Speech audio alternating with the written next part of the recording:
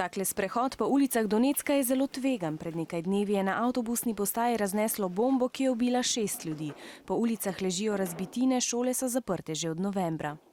Ребенок сейчас маленький и сильно много не понимает, а детки, которые постарше, все это видят, все это слышат. Это вообще кошмар.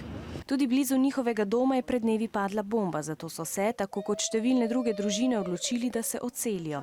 A nekateri se nimajo kam, zato se zatečejo v zavetišča. Tu je veliko otrok, ki občutijo posledice vojne. То есть постоянно ей что-то снится. Если какие-то бомбежки, то, естественно, она вскакивает по ночам.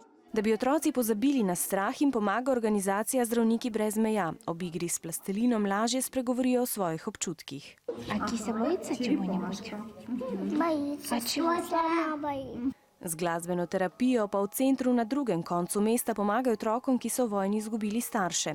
Morda bodo lahko pomagali tudi deklici, ki je v center prišla pred kratkim in ne more govoriti, saj se še vedno zelo boji.